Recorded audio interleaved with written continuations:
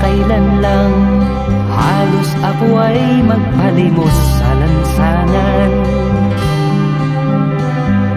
Dahil sa inyo, ang aking tiyan at ang bulsa'y